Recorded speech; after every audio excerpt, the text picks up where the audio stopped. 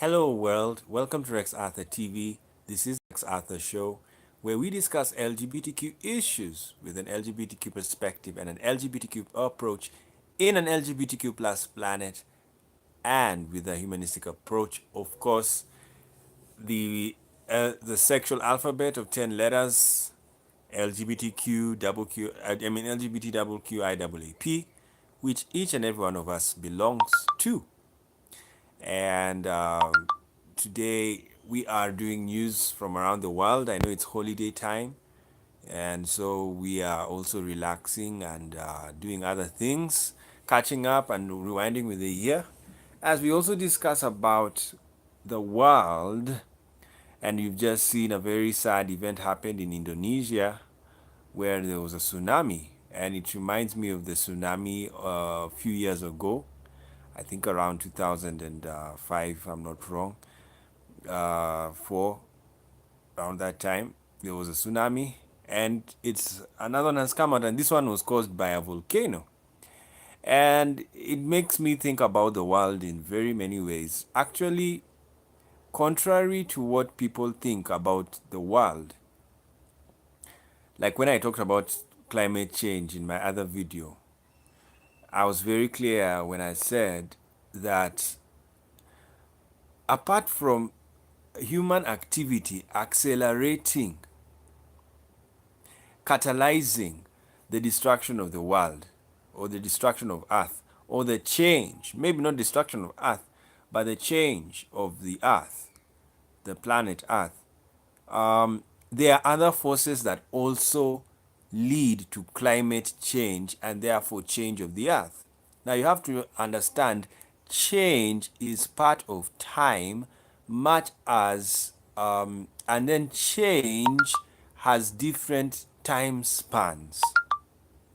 Some change can and sometimes your lifespan cannot cover change, certain changes.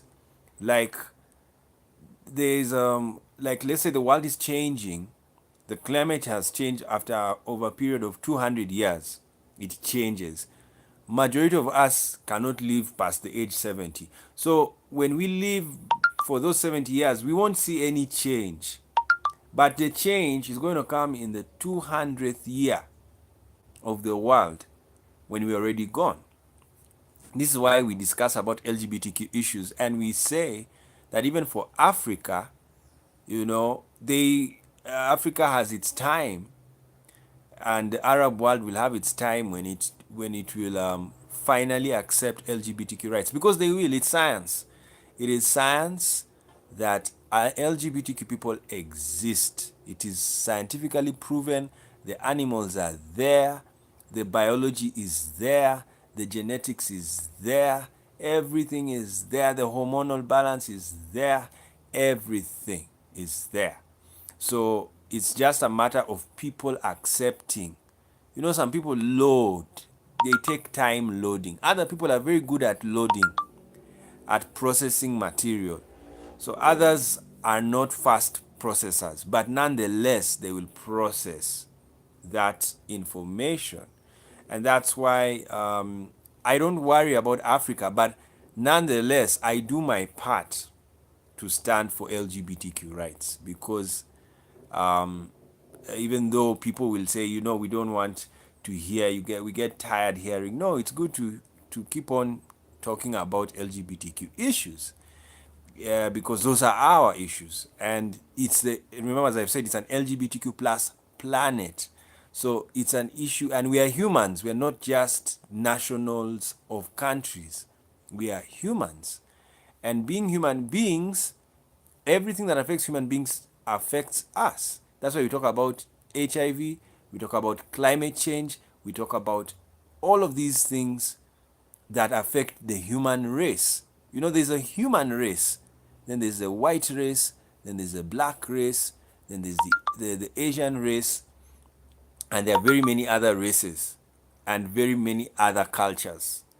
But there is the human race, because humans have their lifestyle. We are a life form, just like trees are a life form. just like animals are life forms.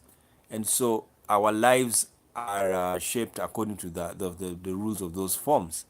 So, and with freedom of expression, speak your mind. And if you don't want to speak, you be silent. So for me, I'll speak when I have the opportunity. And so when I look at nature and see this tsunami, as I was telling you, climate change is not only about artificial activities, it's also about natural activities. It's also about cosmological activities, meaning even the sun, if we could sue it, we would sue it because the sun burns. The photons are bringing the brightness. Like right now, the sun is in Capricorn, so it's very hot in the southern hemisphere, the part of the world, very, very hot. Meanwhile, in the northern hemisphere, it's very cold because that part of the world is not going to be near the sun for some time. Now, what you need to know is it any human controlling the sun? No, there is no human controlling the sun.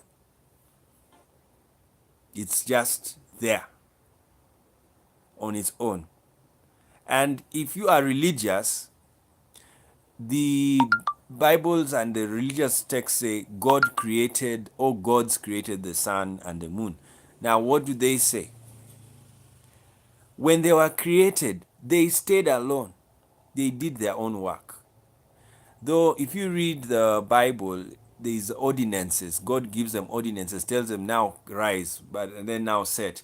But that's religious. And some people say no. It's just that, like personally, what I believe, the sun is just a being, a life form that releases light at its will. And that's why there's animism. Animism is the belief that everything has life. A stone, the sun, the moon, all the planets, they have life. So with all of that happening in the world, now the sun, and the sun is a very powerful star because it's a day star. You know, it controls the day. And do you know why it controls the day? It's because it's very close to us. All the stars you see at night, the reason why you can only see them at night, they are very far. That's the only reason. Otherwise, if they came close to us, believe you me, and if there was another sun, another star surrounding us as the Earth, we may not even have night because when we're rotating, the other star that's very close to us is still on. So you'll find when the Earth is rotating, this is the sun, and the Earth is rotating. See this part of my hand? Oh, let's do this also. Let this be the Earth, and then this is the sun. So the sun is said not to move. Then this happens.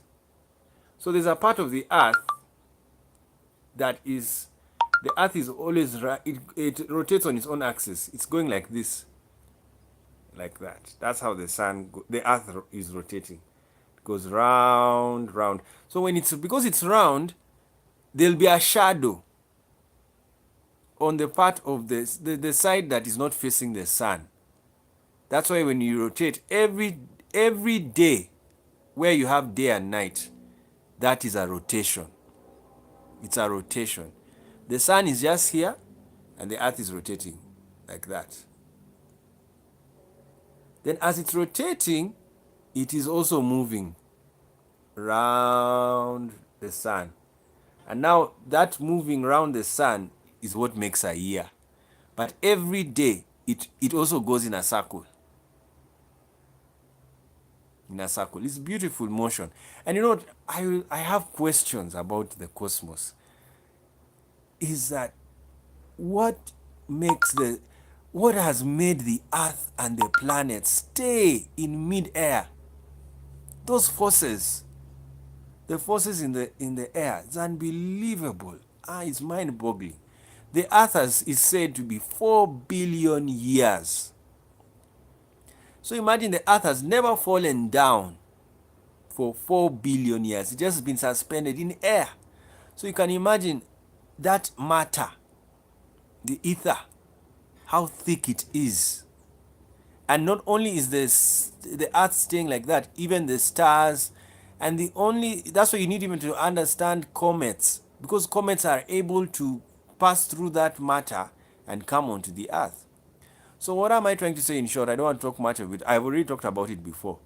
Is the fact that the earth is affected by the sun because it's very close to us.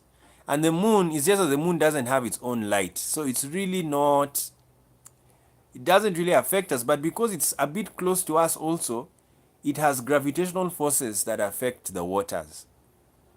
And the sun also affects not only the waters, but even the earth by heating up the earth. So now, of course, as I told you, what has happened in Indonesia, it's a volcano. So now you ask yourself, what is a volcano and how is it that there is fire? There is fire underground. There is oil, there is water, there is also fire underground the earth. It's weird. There is water underground. That's why we make boreholes, because there's water. But in the same earth, there is also fire. That's called lava. And in the same earth, it also has what do you call it? Gases, hot springs, gases, geothermal energy comes from the earth because there are gases. The earth is. I'm telling you, whenever I walk these days, I shake my head. There's too much to know, too much to know about the world. So imagine fire is mixed with the water, it's mixed with the oil, it's mixed with gold, it's mixed with all of these metals. They are all kept in the earth. And when I was looking at the volcano map, I was amazed that volcanoes are mainly found in Eastern Africa and Northeastern Africa. They are rarely found on the Western African side. So this tells us the quality of soil in the Eastern African region. And that's why there's a lot of red volcanic soil, and that makes make us grow food very well. Now anyway, so a volcano caused the tsunami. Why? Because when a volcano erupts, it is like an earthquake, and that shaking now also caused the earth to move, the waters to move, and then now kill people. So what you have to know is nature is also destructive, much as humans are destructive. Imagine this is not a bomb. This is not a bomb that has gone off. This is not a terrorist attack. This is nature. A volcano just decided to erupt, and next thing you know, it went with people.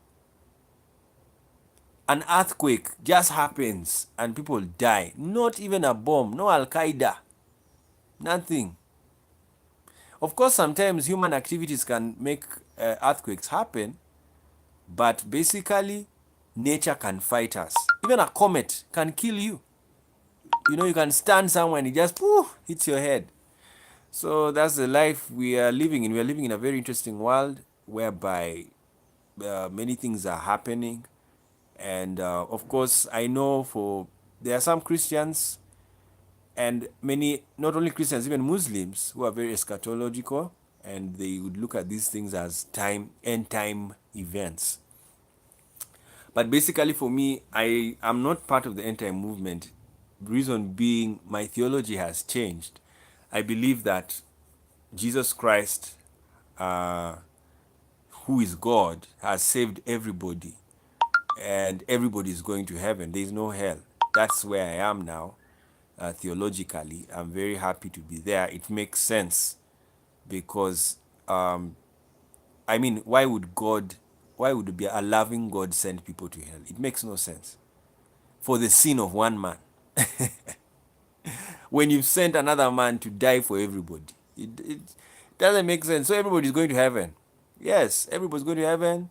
And or even if there is no heaven, there's an afterlife. It's somewhere. It's that everybody goes there. Even in African culture and religion, and I'm doing a lot of study on African cultures and religions, and I'm very impressed by what I'm getting.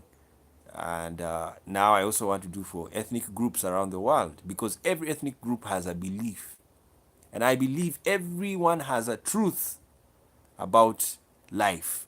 So when you get all those truths together, you're able to paste the everything about humanity and the world. Okay, that's Indonesia. Now let's go to America. And the US government has shut down thanks to the dispute between Trump and the Democrat House, whereby they have not agreed on the funding, the building of the wall. And when I did my research today about wall building, I was shocked that most of the world doesn't build. I mean, most of the world is increasingly building walls.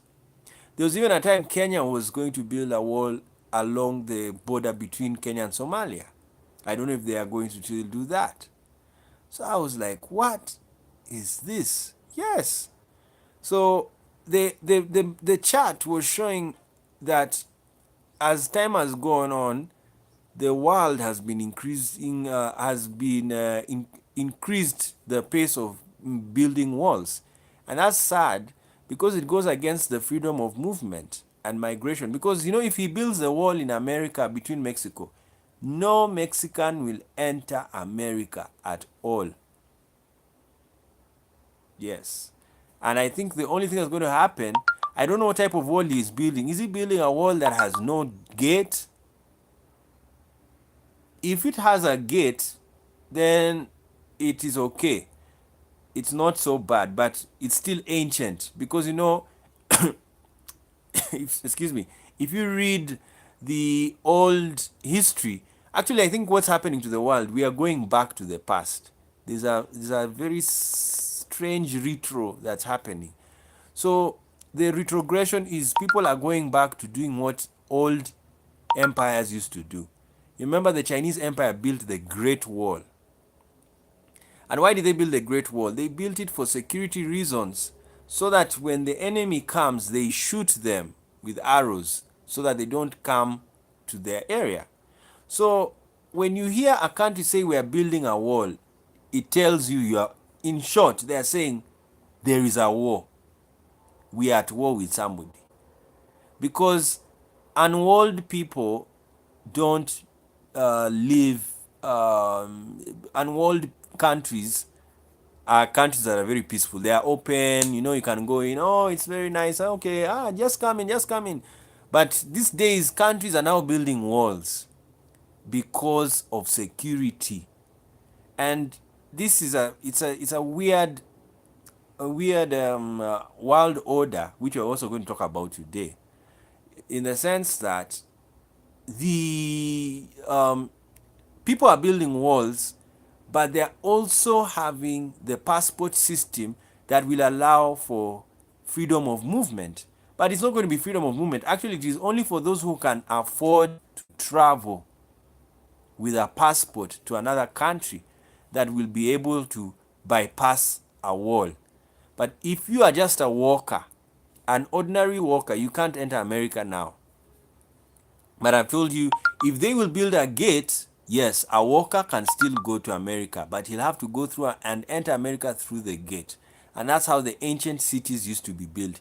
Ancient cities used to build walls with gates. Even weird enough, heaven, according to John the Apostle in Revelation, is going to be filled with very tall gates. Tall 12 gates, and in the 12 gates they will be walls. There's a gate, then a wall next door, and another wall on the other side.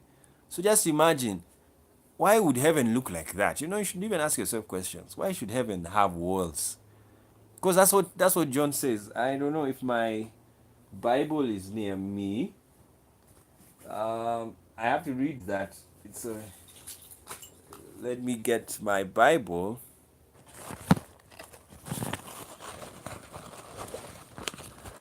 I had to confirm that, yes, there it is, I can see it. I was having it here. I'm just curious because it has just hit me that John said that there will be wars.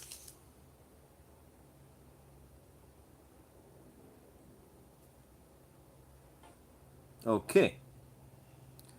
Yes. So, and this is Revelation chapter 21, verse 11. Okay, let's start from verse 9. And there came unto me one of the seven angels which had the seven vials full of the seven last plagues, and talked with me, saying, Come hither, I will show thee the bride, the Lamb's wife.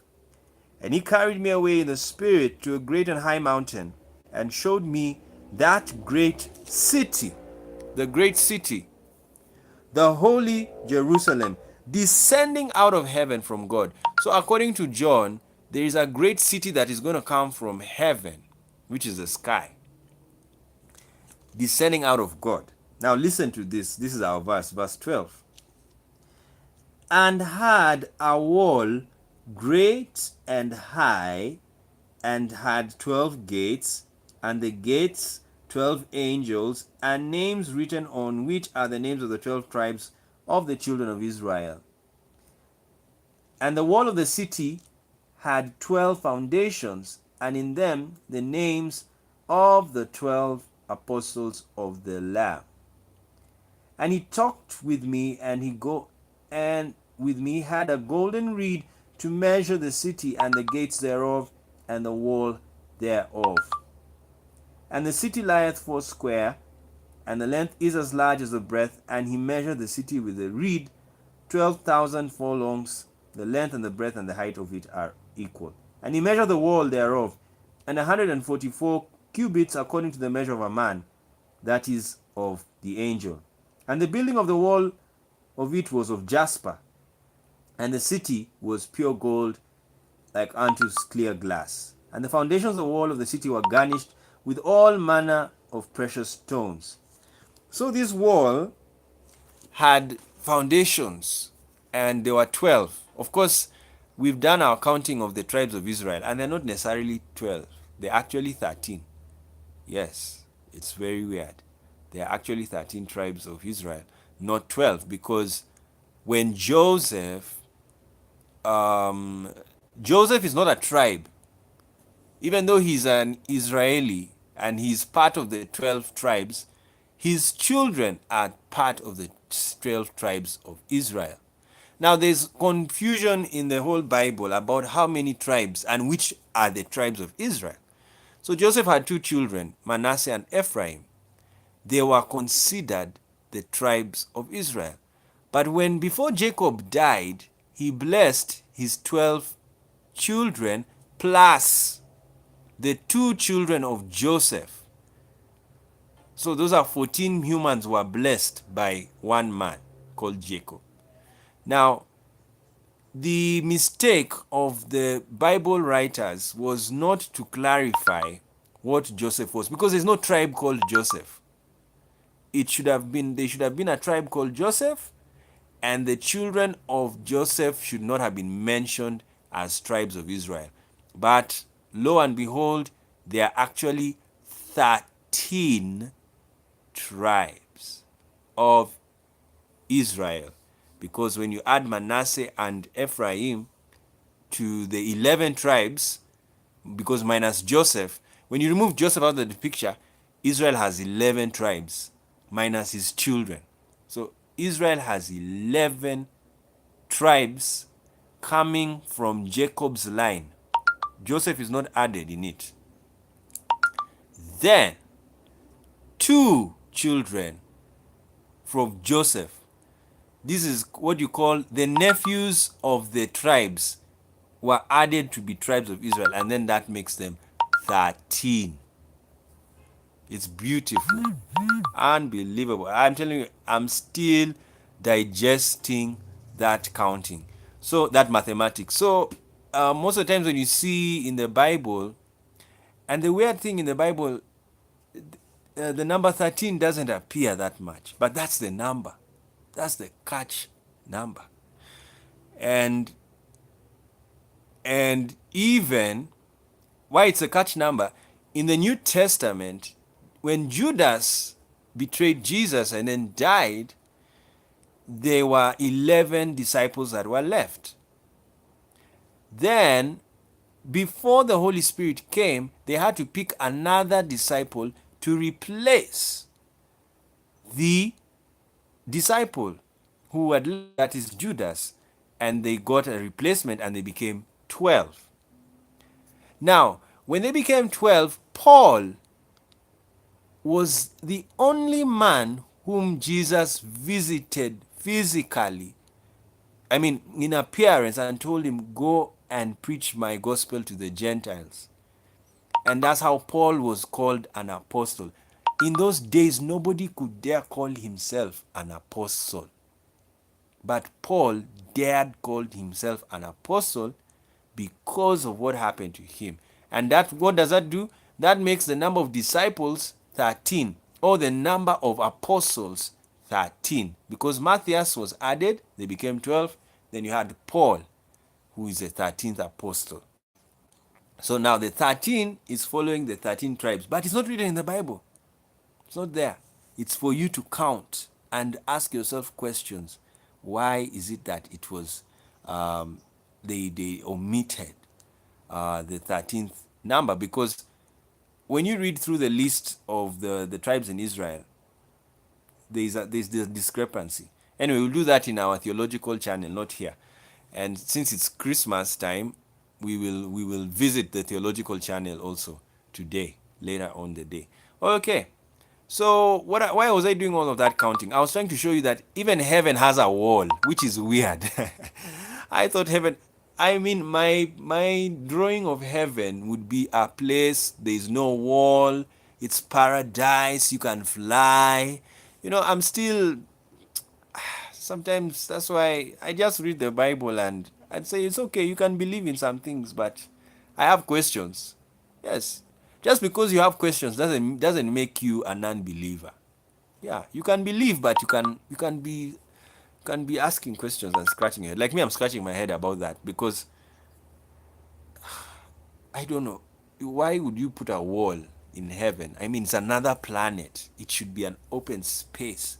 My idea of heaven is flying. I really like flying. Just flying in the air, going and then building cities and all of these things, but not a wall, because now whom are we building the wall for? Walls are built for maybe for beauty, but walls are built to fight enemies. Anyway, you can be imaginative and say there are aliens who are also in another planet and they are to come to fight heaven, and so there's a need to put a wall. We don't know.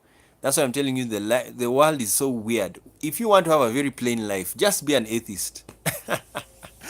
Be an atheist and focus on the real life issues. Otherwise, when you have religion, you can think anything. Aliens. Look at Joseph Smith. He has Planet Kolob. All of these things. I can even create another planet. I mean, aliens and all of these things. Oh, it's a funny world we live in. All right. So, now look, God is building a wall. Even Trump wants to build a wall. Everybody's building walls. So this is making the world a prisoner's place, in my view, because imagine if Kenya and Tanzania also did the same to build a wall. What's going to happen? The animals will not be able to migrate. The Serengeti migration will not be able to happen because Kenya would have built a border between it and Tanzania, a wall. So you see what's going to happen if all countries start building walls around their countries to make the borders. It is actually, a wall is a sign of nationalism. It's a sign of nationalism. And that's where we are. We are going back to our tribes. We are going back to our nations. And people don't want to mix now with other people. That's the sad thing. I'm a globalist, but it seems like it's getting lonely because people want to stick with only those they know. They don't want to stick with those they don't know. So because of that, there's a lot of nationalistic sentiment, and building walls is a nationalistic activity. You see, that's why Israel has built a wall between it and Palestine. Yes, there's a very, very tall wall. And there's, of course, as I've told you, when you have a gate, then it's okay. I don't mind you building a wall. The Berlin Wall, the problem with it, even though it had a gate, it was very long. But all walls tend to have gates. So when they have gates, you can forgive them. You can forgive them. Yeah, because what they're just trying to do is to regulate the movement of, to control and to secure the movement of people into the country. So that's what Trump maybe wants to do. So if as I said, as long as there's a gate, it's okay. But it's a very clear sign that people are at war and they're securing themselves. And then secondly, it's the ancient mind. We are going back to the ancient world. The ancient world built walls for security because enemies always used to come and invade countries. Let me tell you, the world we are living in right now is very calm, but it has been calm for very few years. Actually, the 20th century was the calmest century. No, I don't think there's been any calm. I would call, I don't know which century is the best. Maybe the Roman time. Yeah, the Roman Empire, you could say there was some peace. But ever since these other empires took over from the Roman Empire, there has been no peace. Even in the 20th century, because 2 world wars happened in the 20th century. And because of that, people are now building walls. You see, the Berlin Wall, why was it built? It was because there were ideological differences. Some people wanted to follow Russia, others wanted to follow the West. Remember in Germany, once Germany lost the war, World War II, and Nazi Germany fell, the four powers had to divide Germany amongst themselves. And that's how that's the story of the Berlin Wall. The Eastern Berlin became very close to Russia. And Western Berlin was not close to Russia, even ideologically. Till today, it's the same.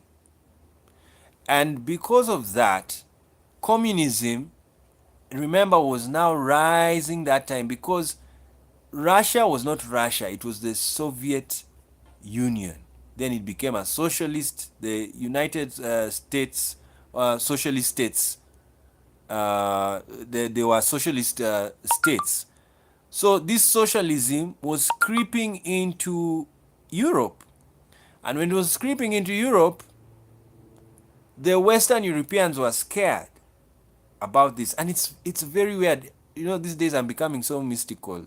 I'm wondering. Mystical in the sense, mystical interpretation of the world. Even in religion, there is an East and the West. In Christianity, there is the Eastern Orthodox and the Western Christian, the Catholic Church versus the Orthodox Church.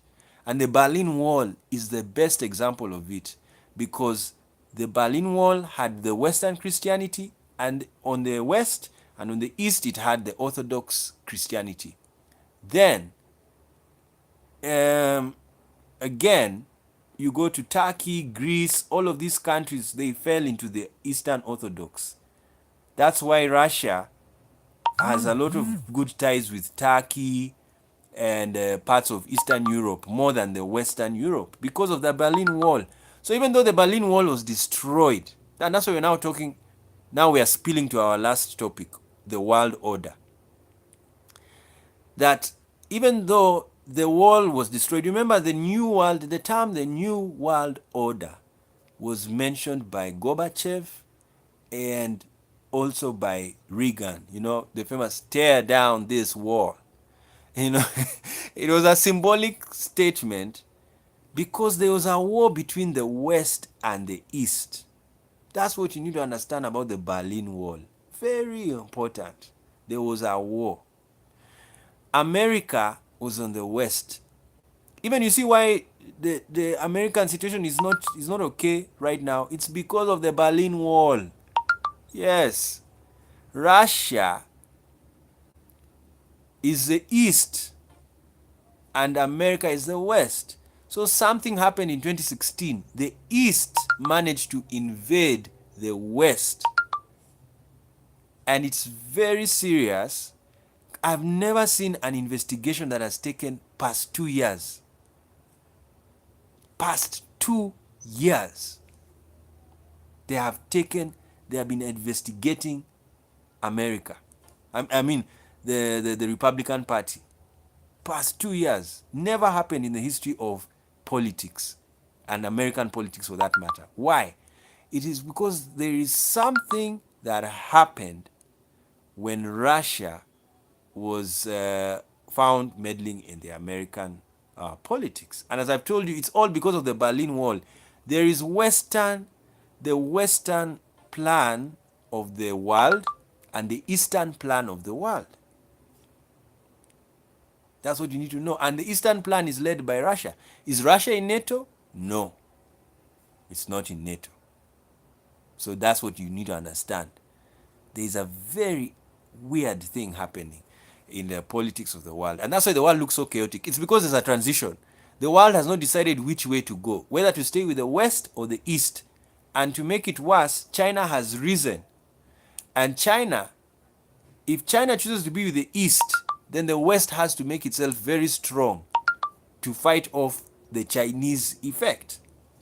And when you look at American politics again, when they have the debates and they talk about foreign policy, it is always about China and Russia, Eastern powers. They don't talk about Britain, France, Germany. No, they talk about the East, because that is the Berlin Wall. Every time you hear those countries, just know you talk about the Berlin Wall. So what's my point? My point is, even if you destroy the Berlin Wall, the effects of the Berlin Wall on the minds and the systems in that region are still loud. You know, that's why I'm saying, like the EU, it's a very fragile union because it has history. It's teeming with history of East and West. So if they can even survive 50 years, they should have a big party, because the EU is a conglomeration of both the Eastern and Western countries. Even till today, just like when the Berlin Wall was there, the people said buying things from the West was better because they were nice than the Eastern side. And then today, even Eastern Europe is poorer than Western Europe. And that's why EU has had problems, because in fact, you see why Brexit is happening? It's from the Western side. It's not from the Eastern. There is no Eastern country that wants to leave EU. It's gaining. Yes, the poor are gaining from the rich in the EU. So Britain left because they didn't want to support or to become carriers of Eastern. It's just like what's happening in America now. Mexicans going to America, Eastern Europeans going to Western Europe. So now Western Europe, and then now Western Europe is having more pressure because even Syrians are coming into Western Europe. So from the East, people are coming. From the South, people are coming. And the West, nobody from the West is moving. So what does that mean? The West is going to be overpopulated. And that's why those governments are now restricting the movement of these people to the West. And it's so that's where the world is right now. We are in a mode of, okay, it is too much chaos, let's now order. And that's now what you call the New World Order. It is to organize the world to enter into that New World Order. That's why there's chaos. And that's why they said, out of chaos, then order. So right now we're in the chaos mode and it's ending. It's ending very soon. Then once it's ended, people shall enter the New World Order. But as I've already told you, the New World Order, it's not going to look as beautiful as you think. It's going to have walls everywhere, and everything will be digital. Yes, passport digital. That's why we are building walls, so that now when you travel, you don't walk to that country. Just go, show your passport. And as I said in my other video, I was to give my globalist blueprint. Because we are going to be a global world, but very nationalistic. That's where we are. Globalist, at the same time nationalist. Countries will have walls, but they'll be global. They'll be trading, but they will be very nationalistic. So that's where we are really going to be. It's a combination of globalism and nationalism, not necessarily globalization without nationalism or nationalism without globalization. They are going to combine. That's why I was so shocked to see that the building of walls is increasing. So these guys are going to build walls. After building walls, they will now be able to plan. You know, when you've built a wall in your country, you now know how to deal with that country.